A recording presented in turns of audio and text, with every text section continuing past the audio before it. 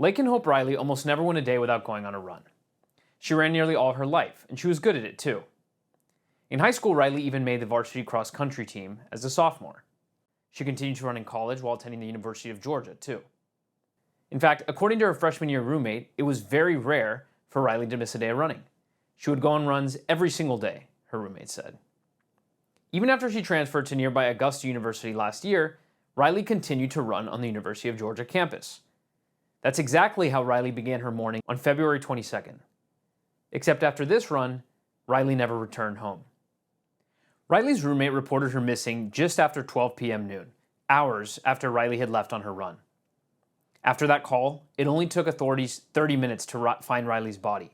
She was unconscious, lying in the woods near the University of Georgia's intramural fields. Emergency responders almost immediately determined that Laken Riley was dead. She was just 22 years old. But it was also evident that Riley didn't just die. She had been brutally murdered. The next day, University of Georgia police found and arrested her killer, a 26-year-old Venezuelan illegal immigrant named Jose Ibarra. According to the coroner's report, Riley died of blunt force trauma to the head. According to the arrest affidavit, Ibarra killed Riley by, quote, disfiguring her skull. The affidavit also suggests Riley attempted to fight back. She tried calling 911. Ibarra, quote, physically prevented her from doing so. Now, in a just society, Jose Ibarra's fate would be the same as Riley's. In a sane society, Ibarra would have been deported as soon as he crossed into the country illegally. Jose Ibarra should have never been here. U.S. Customs and Border Protection had actually previously arrested him in September 2022, after he'd crossed into the country illegally near El Paso, Texas. But like millions of other illegals who've crossed into the country under Joe Biden, CBP released Ibarra. They just released him onto the streets until his immigration case could be reviewed. Later on, Ibarra was also arrested in New York. He had injured a minor child. Immigration and Customs Enforcement officials have since said, they've accused the NYPD rather, of releasing Ibarra before he could have been detained. The NYPD says that they never really arrested Ibarra to begin with. The case there is confusing, but the point is, Ibarra had been in this country, officials chose to release him, he committed crimes, they chose to release him again. That's the point. Sadly, thanks to Joe Biden's open border policies, Laken Riley's murder is not an anomaly. It's not even the only such story of violent crime committed by illegals that we've seen this month. A few weeks ago, for example, 25-year-old illegal immigrant Nilson Noel Trejo Granados shot and killed a 2-year-old toddler in Langley Park, Maryland. Last week, a 19-year-old illegal immigrant from Honduras raped a 14-year-old at knife point. Then, a couple days later, he repeatedly stabbed a man during a robbery. And, get this, just days after University of Georgia police arrested Jose Ibarra, authorities in Virginia arrested a 32-year-old Venezuelan illegal immigrant for sexually assaulting a 14-year-old girl. Those are just the examples from this month. After Laken Riley's murder, I began to wonder how many other innocent Americans had suffered her same fate. Not surprisingly, death by illegals is not a stat that our government tracks, or not one that they care to monitor. Homeland Security Secretary Alejandro Mayorkas dodged questions on that earlier this year at a House Appropriations hearing. A congresswoman asked him how many Americans are killed each year by illegal immigrants. He didn't even answer the question. I have some other questions for you, Mr. Secretary. Are you aware of the number of Americans who've been killed or attacked by illegal immigrants since you took office? Congresswoman Hinson, last year we removed and expelled approximately 1.4 million people. That's the greatest number. But are you aware of the number of Americans who have been killed or attacked by illegal immigrants? It should be an absolute priority for you not only to know that number, but to know names of these victims. At this point, it's really by design that crimes committed by illegals, and really immigrants in general, are kept secret. But none of that means we can't at least attempt to estimate the figure. So that's exactly what I decided to do. Again, because our government doesn't track these statistics at all, I had to go through every single news article I could find in the last 4 years that involved a murder by an immigrant. The Federation for American Immigration Reform, Illegal Alien Report, and Breitbart, these are all good sources. They all do a good job of trying to track crime committed by illegal immigrants, immigrants in general. So I used some of those sources. House Republicans, too, they also released some data about illegal immigrant crime earlier this year. But each of these sources, in my view, lacked complete data. They had holes. Some of it was a little inaccurate. So I had to go through each. I also looked at, like I said, just regular news reports, and I verified every single one. Here's what I found. From the day Joe Biden took office, immigrants, both legal and illegal, have killed 98 people in this country. There are an additional 33 additional immigrant murders that I came across, allegations, similar stories that fit the profile, but I could not verify those like I could the 98. Here are some of the examples of the 98 murders committed by illegal immigrants. A man named Daniel Cavalcante stabbed and killed his ex-girlfriend Deborah Brandau in front of her 7- and 3-year-old children in Pennsylvania. 3 MS-13 members in New York beat a woman named Nazareth Tamer Clower in front of her child. They beat her with a baseball bat, and then, for good measure, they butchered her with a machete afterwards. Those are the people that are coming into our country. In Minnesota, a Cuban named Alexis Vilchers killed and beheaded his girlfriend, America Thayer. An illegal immigrant in South Carolina, Jose Javier Reyes Escobar, he was driving drunk, killed a woman named Gretchen Cross. Not only did he kill Gretchen Cross, Escobar injured several other people. He put one woman into a coma. A Guatemalan illegal in Las Vegas, he decided to go on a stabbing spree. He killed 2 people. An illegal immigrant in Florida named John Macian killed a married couple, the Altmans. He slit their throats. The Daytona Beach chief of police called it one of the most brutal murders he'd ever seen in his 20-year career in the area.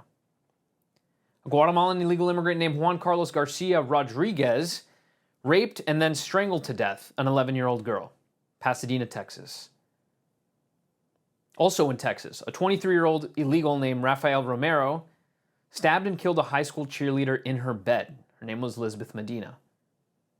Here's a famous one you'll remember, Simon Martial of Haiti.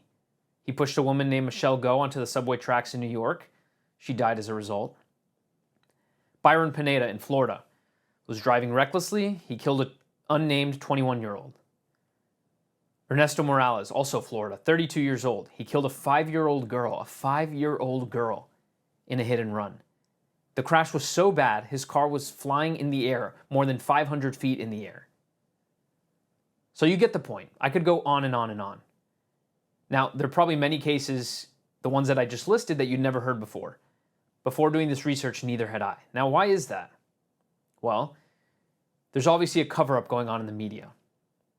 In its initial report after Laken Riley's death, CNN dismissed, buried, hid the fact that Jose Ibarra was an illegal. The authors inserted a throwaway line about the feds charging Ibarra's brother for possessing a stolen green card 15 paragraphs deep into the story. I guess they just didn't find it that interesting that he was an illegal immigrant. That half-assed mention was still more accurate than the Associated Press's mention. They falsely referred to Ibarra as a, quote, Athens resident, meaning he's just a guy from Athens. He's just like any regular old Georgia guy. The Associated Press also failed to make any mention of Ibarra's immigration status. Instead, they did a story about how Riley's murder, quote, highlights the fears of solo female athletes. This isn't a murder story. This isn't an illegal immigrant story. It's a story about the fears of solo female athletes. Even the usually conservative-leaning New York Post ran this headline. They ran a headline implying that Ibarra was the real victim, since he only killed Riley because he, quote, panicked. The Atlanta Journal-Chronicle, same thing. They went further with this absurd headline. Quote, not fair. After University of Georgia killing, Venezuelans in Georgia worry about backlash. These poor Venezuelans, because of course the real victims here are the Venezuelans who've been granted free entry to the country under Joe Biden. They just got here, many of them, most of them illegally. They're the real victims. And so this type of reporting is the norm with immigrant crime. It happens all the time. These excuses and responses have become standard too, not just in the media, but among our Democrat politicians. At a press conference, Athens Mayor Kelly Girtz defended Athens' designation as a sanctuary city. He also scolded Georgians for connecting immigration and crime, declaring that the two are, quote, not connected. While 2019 was not that long ago, you might remember the dynamic we were living in the late teens in this country, where you had the President of the United States speaking in the most vile terms about people who were foreign born. And you had that notion metastasizing in places like Charlottesville. This is an invasion! In the main, I caution against conflating immigration and crime. The data demonstrates that the two are not connected. At the national level, Girtz was joined by California Democrat Katie Porter, Congresswoman Katie Porter, who's now running for Senate. Listen to what she said on CNN. Well, I think when a horrible tragedy like this happens, I think whenever we're dealing with violent crime, there is a sense of outrage, of sadness, and of loss. But I think the important thing to focus on is any one instance shouldn't shape our overall immigration policy, which has so many different facets, including economic choices about what workers to allow in and how to create prosperity in America. So the situation is tragic and it's a loss, and it's important to acknowledge that, but also to recognize how all the other parts of immigration policy fit together. So it's interesting, Porter, who when George Floyd died, for example, she was more than happy to use that thug's death as an excuse to enact radical changes in this country, to change our laws, to enact soft on policing, soft on crime. She was more than happy to use his death to change our country forever. But no, Laken Riley, all these other people who've died from illegal immigrants, no, that quote can't shape our overall immigration policy. Which, by the way, Katie Porter, what is our overall immigration policy? Under Joe Biden, it's been to allow millions of illegal immigrants from the third world, whose backgrounds we don't know, to enter this country.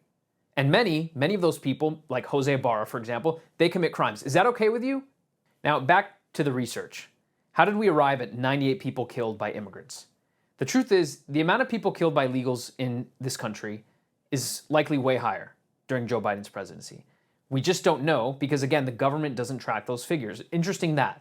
We can get a government stat about anything. We can't get a stat about how many immigrants have killed people in this country.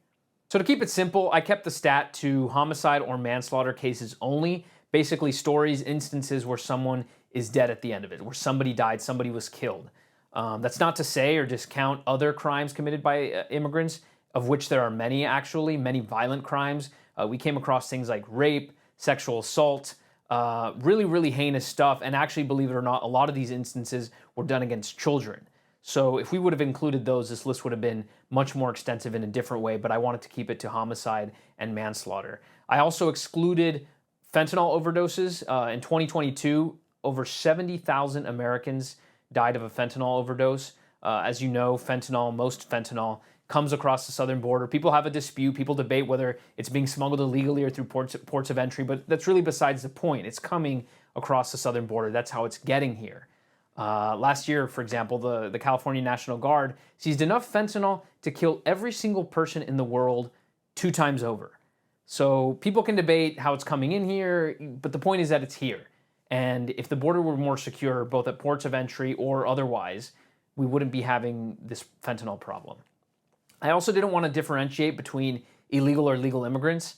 The Biden administration has really broadened and expanded, in my view, the definition of what constitutes a legal immigrant. They've expanded temporary protected status for many immigrant groups, and they created this brand whole new parole program that's really rubber stamping illegal immigrants. They're giving Cubans, Venezuelans, Nicaraguans, and Haitians special treatment. So technically speaking, these immigrants are legal, but their profiles, their journeys, the entire way that they even get into the United States is often very similar to the stories of those who simply hop across the southern border and turn themselves into border patrol. So the point is, the Biden administration has made it much easier for all of these people, for millions of immigrants with, again, unknown backgrounds, unknown criminal records, very little skills or education levels, to enter into the United States. And so you often hear things like, oh, well, immigrants commit crime at a lower rate than American citizens. The illegal immigrant crime rate is lower. American citizens, they're actually the bad ones. They're the ones with the high crime rate, whatever.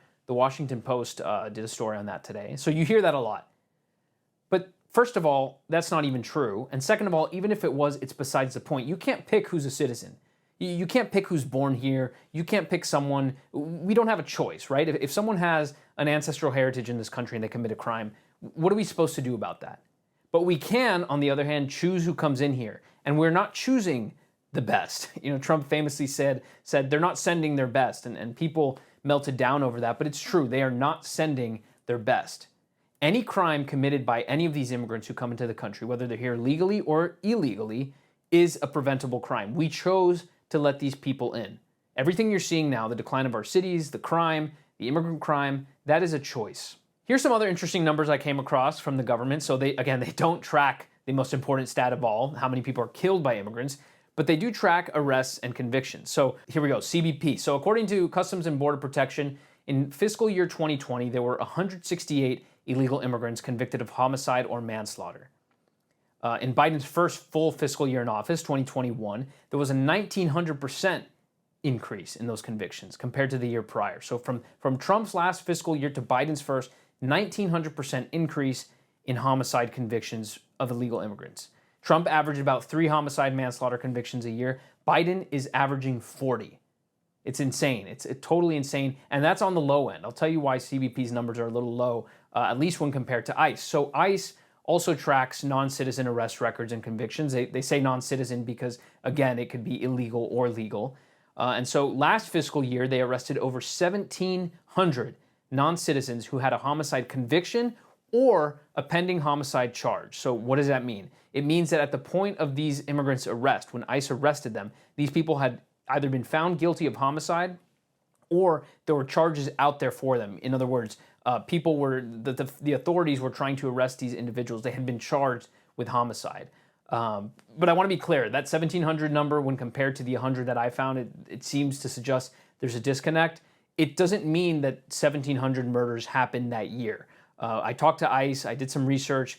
ICE, what they do is they just count the charges on this person's record at the time of their arrest. So the person could have committed the homicide years ago, they could have been charged years ago, and it doesn't even mean that the person committed these crimes in the United States. In fact, oftentimes it's the reverse. So ICE says they prioritize arrests and deportations of the worst criminals, and that often these criminals are what they call, fugitive non-citizens, which means these are people who are wanted for these crimes in their home country. It doesn't make it any better. I mean, these people are still murderers, convicted murderers, accused murderers, but I want to be clear that that number doesn't track to actual deaths here in the United States. But the point of all this is that the government data, the federal government data, is extremely murky. They don't track legal or illegal crimes, crimes committed by legal or illegal immigrants, because they don't want to. They don't care.